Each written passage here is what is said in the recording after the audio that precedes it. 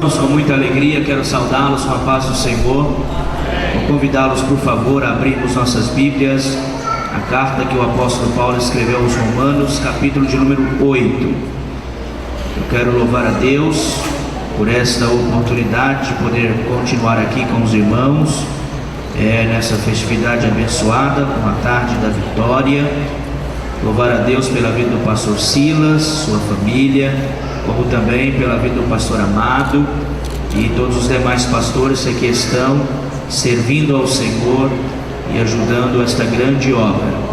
Agradeço a Deus pelo convite de poder estar com os irmãos, a pessoa da irmã Neuza e toda a diretoria, que para mim constitui realmente motivo de bastante alegria. Romanos capítulo de número 8, a partir do versículo de número 31 até ao versículo de 39, é um cântico que o apóstolo Paulo cantou, intitulado Cântico de Vitória, e é desse cântico que foi extraído o tema para essa festividade. Glória a Deus. Diz assim a palavra de Deus: que diremos, pois, a estas coisas? Se Deus é por nós, quem será contra nós? Aquele que nem mesmo ao seu próprio filho poupou, antes o entregou por todos nós, como nos não dará também com ele todas as coisas? Quem intentará acusação contra os escolhidos de Deus? É Deus quem os justifica. Quem é que os condena? Pois é Cristo quem morreu, ou antes quem ressuscitou dentre os mortos, o qual está à direita de Deus e também intercede por nós. Quem nos separará do amor de Cristo? A tribulação, ou a angústia, ou a perseguição, ou a fome, ou a nudez, ou o perigo, ou a espada? Como está escrito: por amor de ti somos entregues à morte todo dia, somos reputados como ovelhas para o matadouro. Mas em todas estas coisas somos mais que vencedores por aquele que nos amou, porque estou certo de que nem a morte, nem a vida, nem os anjos, nem os principados, nem as potestades, nem o presente, nem o porvir, nem a altura, nem a profundidade, nem alguma outra criatura nos poderá separar do amor de Deus que está em Cristo Jesus, nosso Senhor. Amém. Queridos irmãos, eu sei que os irmãos estiveram aqui no final de semana passado numa grande escola bíblica para a família, com o pastor Douglas Batista. O pastor Silas havia me convidado para estar com os irmãos participando, mas infelizmente não foi possível, e eu soube que foi uma grande bênção, que Deus realmente falou poderosamente. E eu, na verdade, tinha interesse em falar de outros assuntos, mas a cada vez que estou orando e buscando de Deus uma palavra para deixar ao coração dos irmãos, o que o Senhor tem me falado a falar à igreja sobre restauração de famílias, restauração de vidas.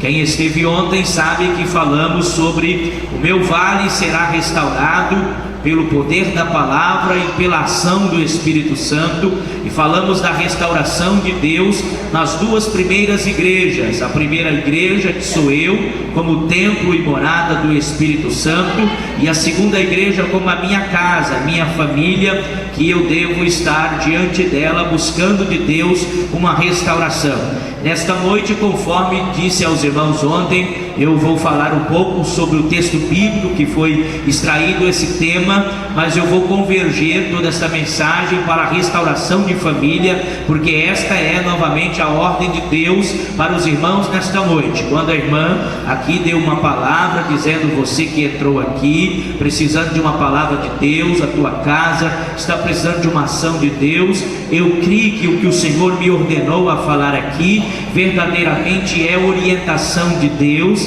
Então você que está precisando desta palavra, fique atento, fique prestando atenção, fique em espírito de adoração, porque o Senhor quer falar com você, o Senhor quer trabalhar a teu favor, a favor da tua casa, e eu creio realmente, irmãos, num grande mover de Deus para a sua vida. A interpretação desse texto bíblico, ela não é uma interpretação tão complexa. Aqui o apóstolo Paulo, ele está cantando um cântico de vitória, porque ele está fazendo uma retrospectiva da sua vida. Ele está pesando a sua vida na sua própria balança, e ele está tecendo alguns conceitos da sua vida. Ele vai chamar tudo aquilo que ele vivenciou, as glórias do seu ministério, as percas do seu ministério. Ele vai aqui tentar tecer comentário para as lutas que ele sofreu, apedrejamentos, naufrágios, perseguições, incompreensões. Ele vai fazer um balanço e ele vai chamar tudo o que ele vivenciou de coisas, e ele vai começar esse cântico justamente perguntando: que diremos pois a estas coisas? As coisas aqui são as histórias da sua vida, é a sua trajetória perante Deus, sua ignorância durante o tempo do judaísmo, perseguindo aqueles que eram servos do Senhor, maltratando a menina dos olhos de Deus, que é a igreja de Cristo. E ele vai então fazer um peso de consideração, e ele pergunta: que diremos pois a estas coisas? E o que ele vai dizer para tudo isso é justamente uma resposta, que é uma resposta acompanhada de uma pergunta.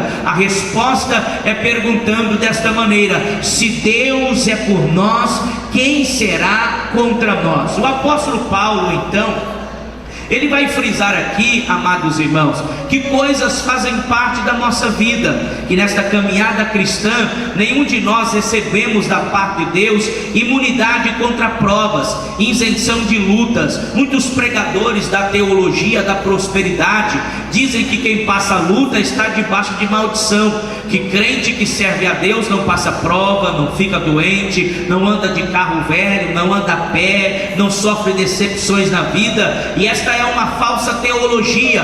A promessa de Jesus em João capítulo 16 versículo 33 é que nesse mundo nós teríamos tribulações, mas que nós deveríamos permanecer animados, porque Jesus venceu o mundo, e a vitória de Cristo também é a nossa vitória. Por isso, queridos irmãos, o que precisamos entender é que nesta vida nós temos altos e baixos, é que nesta vida nem tudo sai conforme nós queremos, é que nesta vida nem sempre nós vamos estar sorrindo por estar tudo bem. Muitas das vezes nós vamos estar chorando, vamos estar angustiados, vamos estar entristecidos, mas em todas estas coisas, sendo boas ou ruins, nós deveremos estar sempre firmados nesta palavra: se Deus é por nós, quem será contra nós? Amados irmãos, Jesus falou muito sobre coisas, porque ele conhece a estrutura emocional da sua criatura, porque nós somos feitos pela própria mão de Deus. E Jesus se preocupou muito com algo chamado ansiedade.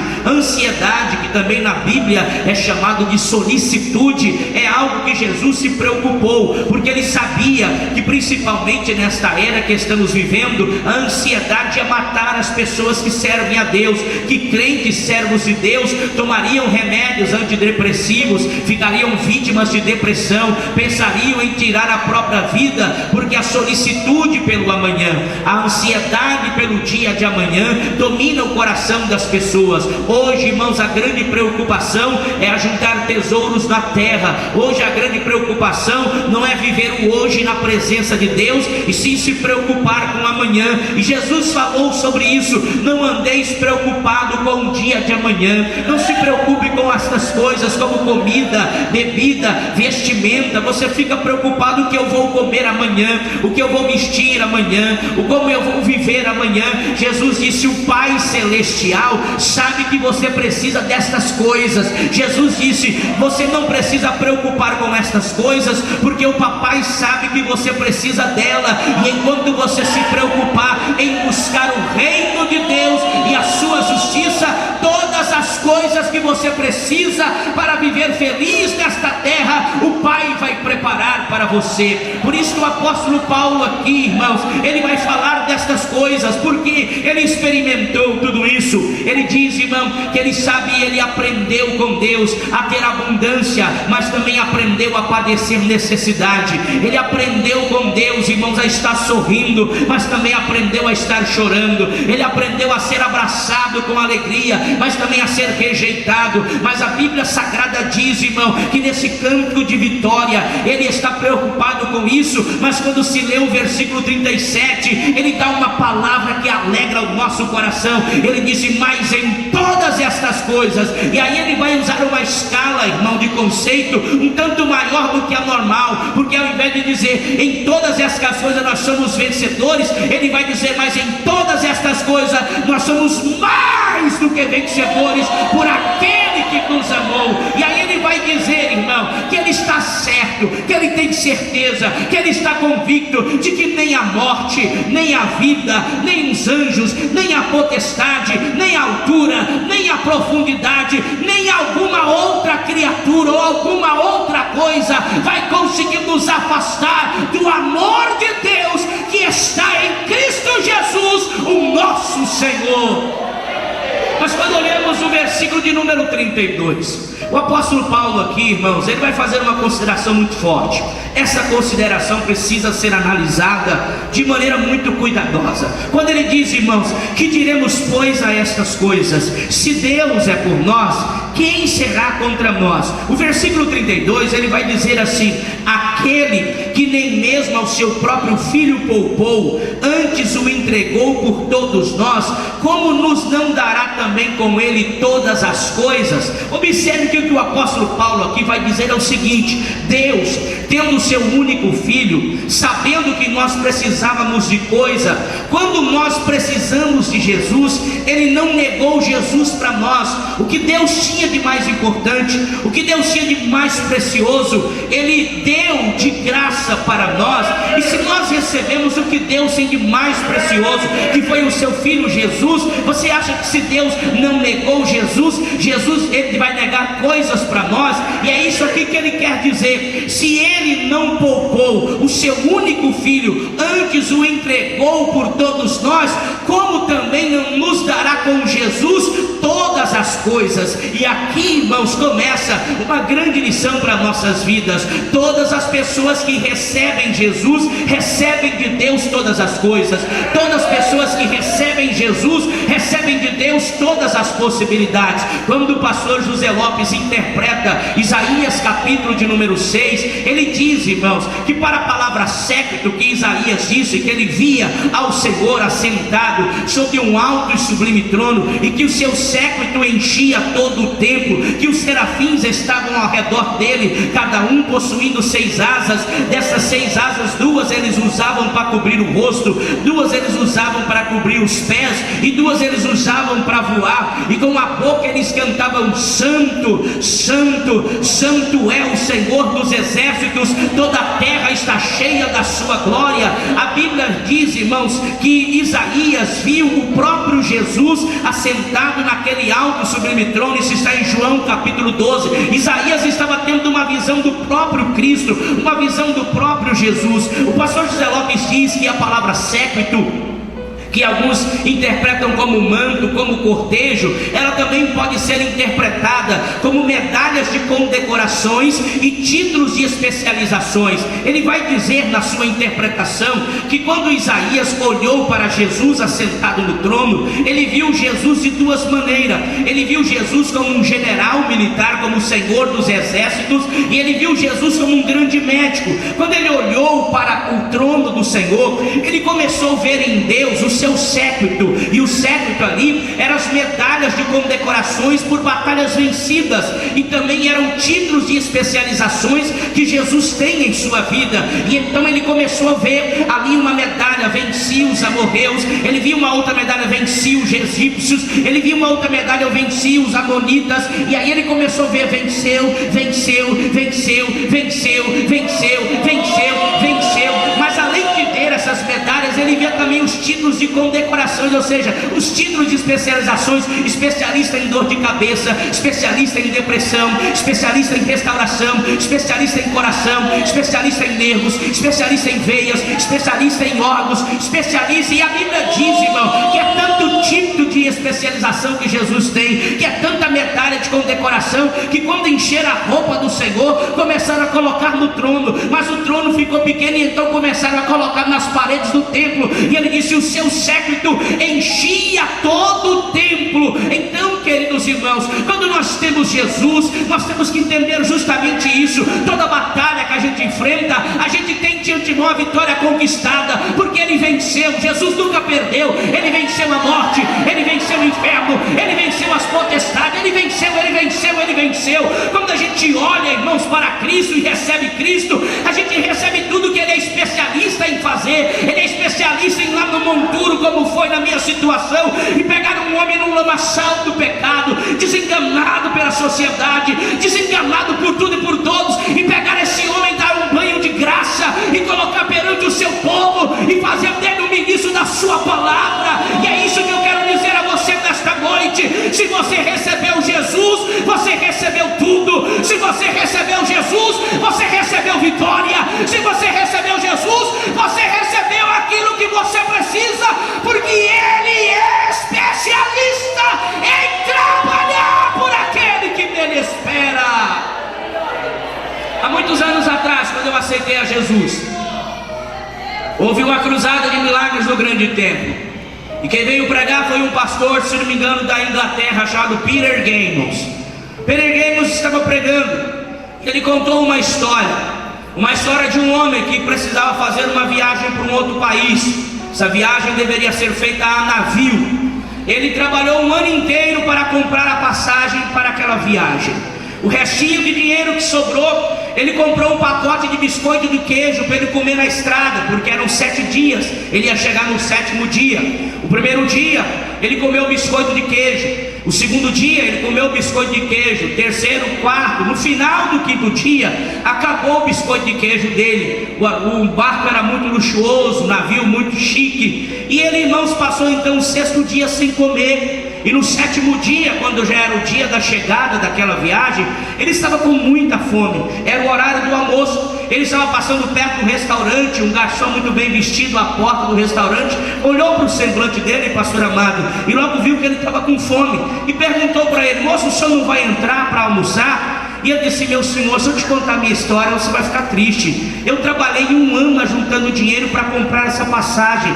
O restinho de dinheiro que sobrou, eu comprei um pacote de biscoito de queijo para comer, e já tem mais de 1 dia que eu não como nada, porque acabou o biscoito de queijo. Só vou comer quando chegar lá na família que está me esperando. Daí o garçom caiu na gaitada e ria dele, e ele disse: moço, como é que o senhor tem coragem de zombar de mim, se eu fui sincero com o senhor contando a minha história? E aquele garçom disse: eu não estou rindo porque você está contando essa história, eu estou rindo é porque quando você comprou a passagem para esse navio, já estava inclusa a refeição. O senhor só não comeu até agora porque o senhor não quis, mas tudo que tem aqui já está pago, é para você mesmo. E aí ele entrou naquele restaurante e comeu de tudo, e comeu do tanto que quis. Sabe por quê? Porque já estava incluso. Quando você recebe Jesus, você não recebe Jesus para passar fome no meio da estrada, para viver faminto de coisas espirituais. Você não recebeu Jesus para viver desanimado, viver entristecido, viver enfermo, viver encabrunhado. Não. Se você acredita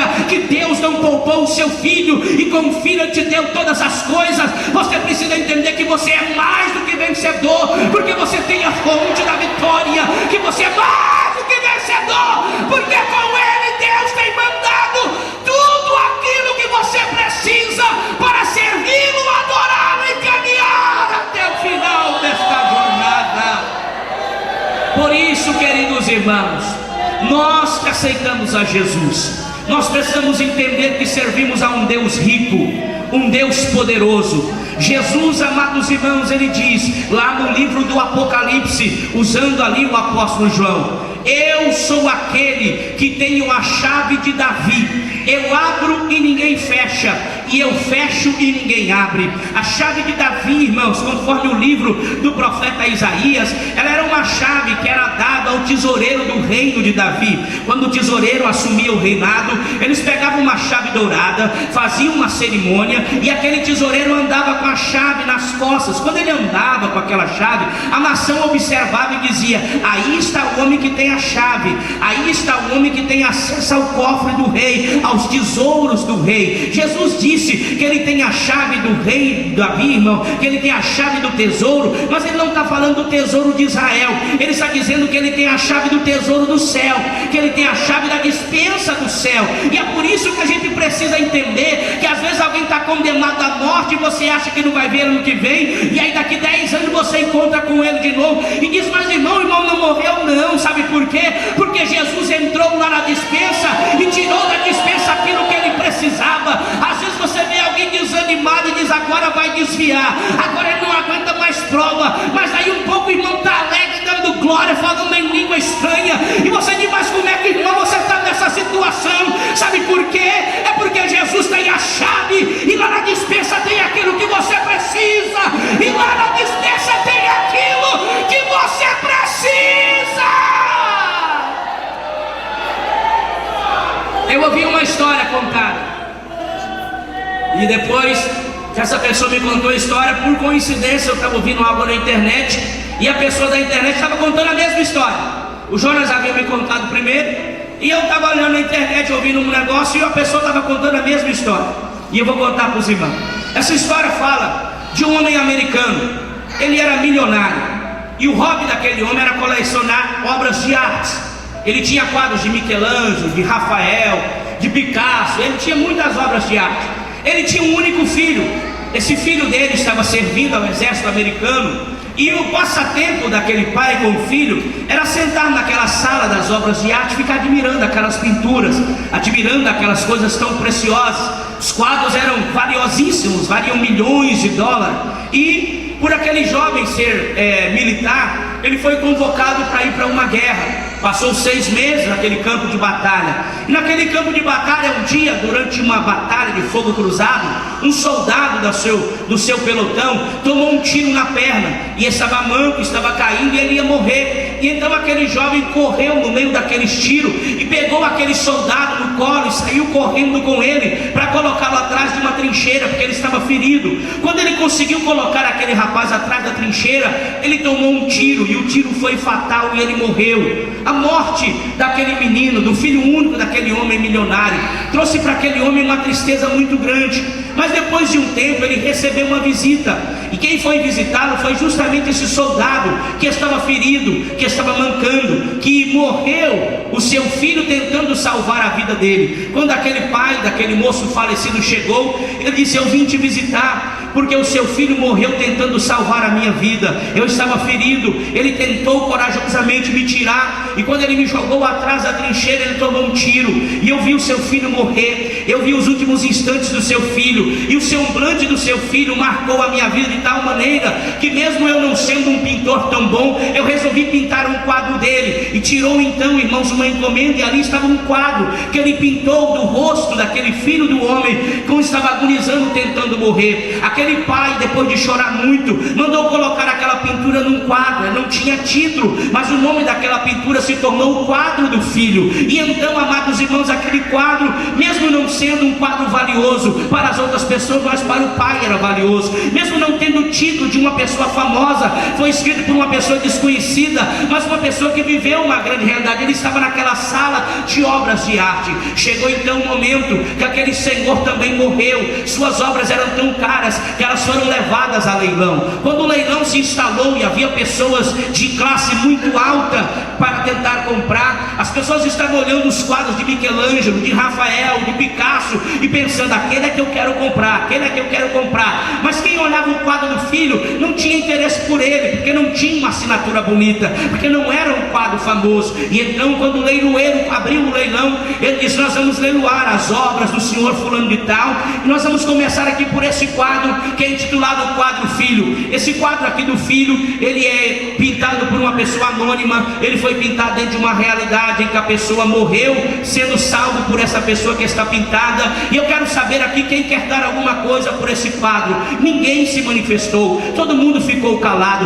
mas o jardineiro daquela mansão estava lá, e ele disse: olha, eu tenho interesse em comprar esse quadro, porque eu conheci tanto o pai como conheci o filho. Eu conheci a história, eu vi quanto o pai sofreu, mas a única coisa que eu tenho é $10 para oferecer por esse quadro. E então alguém aqui ficou parado pensando. O leiloeiro disse: alguém dá um lance maior? Ninguém se manifestou. Então ele bateu o martelo: então dou-lhe uma, dou-lhe duas, dou-lhe três. E disse: o senhor venceu, o senhor comprou o quadro. O quadro do filho foi vendido por $10 para o jardineiro daquela casa. Quando aquele quadro terminou de ser compro, aquele leiloeiro começou então a guardar as suas coisas, colocou dentro de uma pasta e estava indo embora. E as pessoas que queriam comprar os quadros à noite disseram: vem cá, mas por que você vai embora? Porque o leilão já está encerrado. Mas como assim o leilão está encerrado? Se começou agora que vendeu o primeiro quadro. Ele disse: não, sabe o que acontece? É que o testamento do dono desses quadros estava dizendo que quem comprasse o quadro do filho ganharia todos os outros quadros com ele. Quem tem o quadro do filho tem todas as outras obras de arte. E aquele jardineiro de pobre com $10 passou a ser um homem milionário, porque quem tem um filho tem tudo. Quem tem um filho tem tudo. Quem tem um filho tem tudo. E é isso que eu quero que você entenda. Deus não negou Jesus para você, mesmo quando você falhou, mesmo quando você pecou, mesmo quando você se desviou e voltou para a casa do Pai. Deus não virou a costa.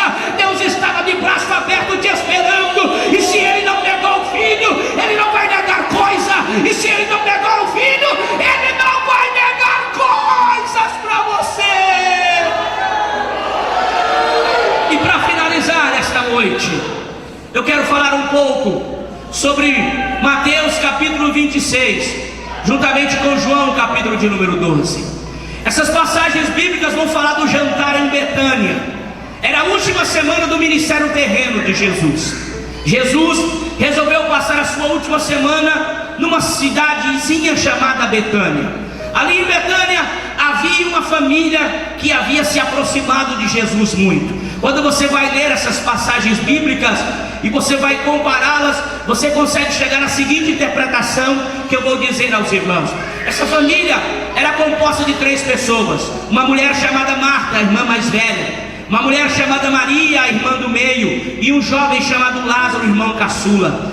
Marta, ela contraiu matrimônio com um homem chamado Simão, porque se você for ler, esse jantar é feito na casa de Simão. O que acontece é que eles estão vivendo uma vida feliz, eles estão vivendo uma vida agradável, mas de uma hora para outra, Simão se tornou leproso. E por se tornar leproso, ele por lei deveria deixar a cidade, morar no leprosário, deixar a família, ir para o leprosário, deixar todos os seus bens e ir para o leprosário. E agora esta família, que estava tão feliz, ela está acabada, ela está na verdade prejudicada, porque Simão agora não está mais com Marta. Nesse inteirinho, irmãos, e quando eles estão sofrendo essa dificuldade, Jesus aparece na vida desta família, e eles conhecem a Jesus, e eles recebem a Jesus, e Jesus agora se torna amigo da família. Jesus agora está fazendo parte daquela casa. Dá para deduzirmos então que Marta com certeza mandou avisar Simão de alguma maneira, que eles agora haviam conhecido um homem, e que esse homem tinha poder sobre a morte,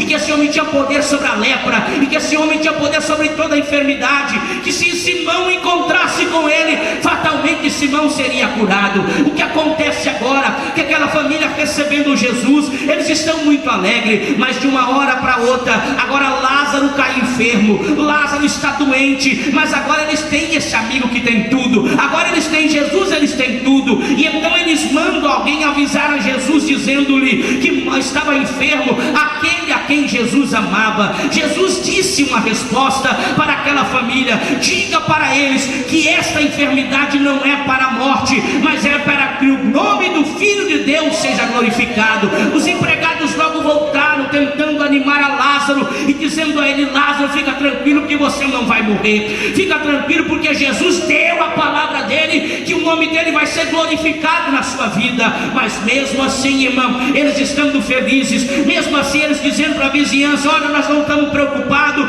com a doença do nosso irmão, porque Jesus já falou que ele não morre, e se Jesus falou que não morre, morre, Jesus é fiel.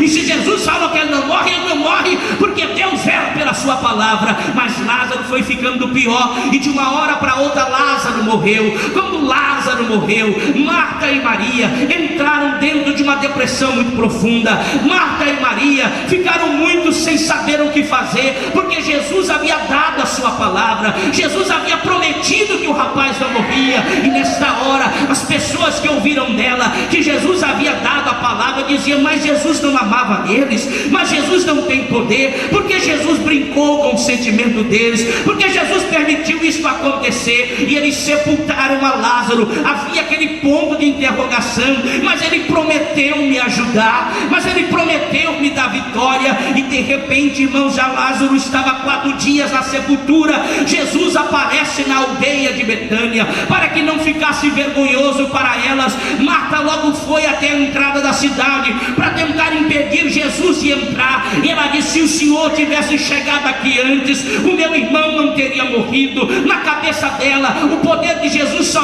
ia até a morte. Jesus era poderoso, mas a morte era mais poderosa do que ele. Jesus disse: Marta, teu irmão vai ressuscitar. Eu sei que ele vai ressuscitar, mas na ressurreição do último dia. Marta, você não está entendendo. Quem crê em mim, Marta, ainda que esteja morto, Marta vai viver.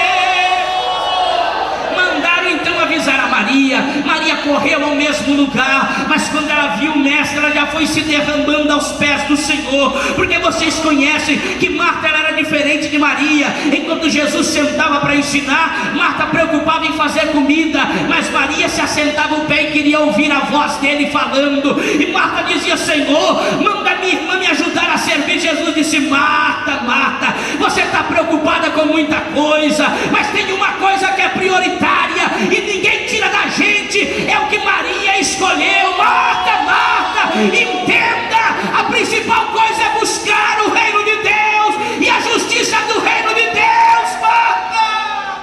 Maria chegou e se lançou aos pés do Senhor. Jesus chorou e disse a ela: me leve aonde o colocaram. Chegaram até aquele sepulcro. Jesus disse: tirai a pedra. Eles resistiam porque eles não entendiam que quem tem Jesus tem tudo, tem muito mais do que vida, tem vida com abundância. E quando tiraram aquela pedra, Jesus gritou: Lázaro, sai para fora. E Lázaro, pulando, começou a sair fora.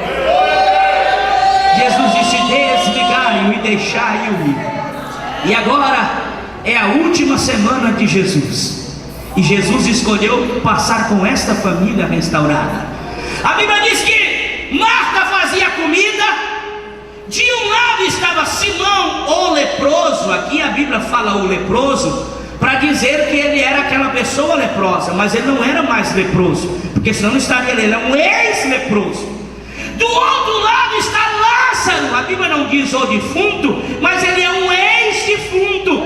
Jesus está sentado entre uma família que foi restaurada. Um era leproso, o outro era defunto, mas se encontraram com Jesus. E quem tem Jesus tem tudo. O leproso não é mais leproso, o defunto não é mais defunto. E de repente chega uma mulher chamada Maria, e quando ela olha o que Jesus fez à família dela, ela precisa adorar a Jesus. Ela tem que adorá-lo por aquilo que ele fez àquela família. E ela, com vaso de alabastro contendo um extrato de nardo, ela quebra aquele vaso e ela derrama nos pés do Senhor e começa a ungir a Jesus e adorar a Jesus. E Judas, nesta hora, ele não entende isso. E ele diz: Senhor, para que esse desperdício?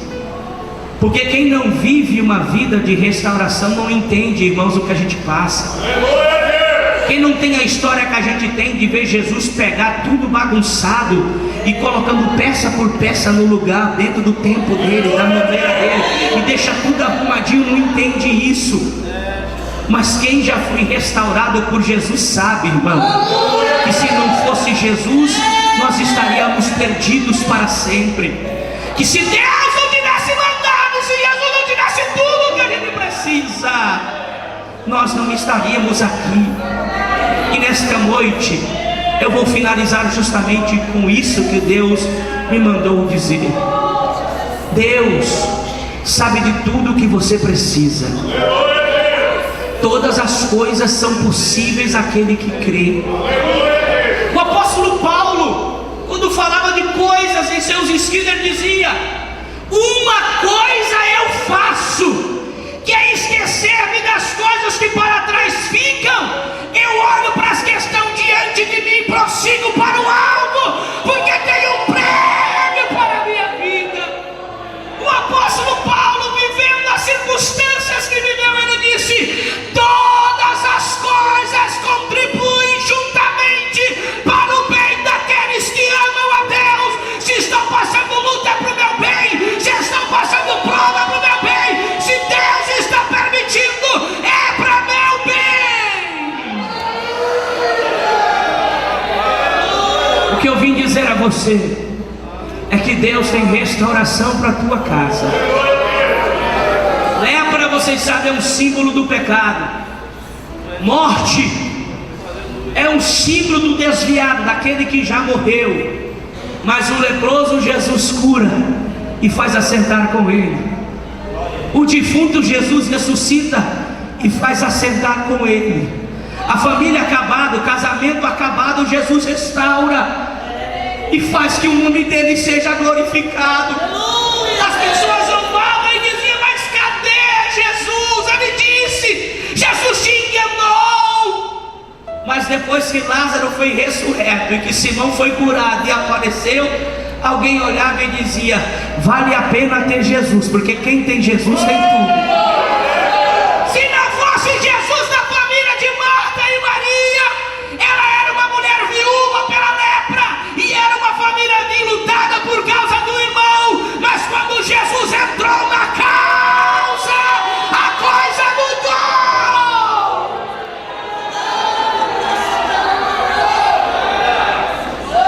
O que a gente às vezes não entende é que nem sempre Jesus deixa nos perceber a sua presença. Às vezes a gente entra em luta e você vê Jesus do seu lado, você tem convicção que Deus está com você, mas às vezes Jesus fica olhando de longe, mas Ele está cuidando de você da mesma maneira.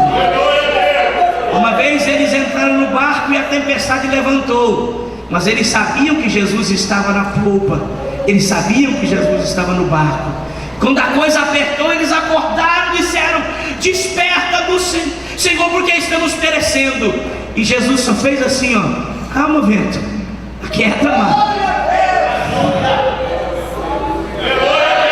Mas outra vez eles entraram no barco, e quando a tempestade levantou, eles não viram Jesus dentro do barco, mas a Bíblia diz que lá do monte Jesus observava eles.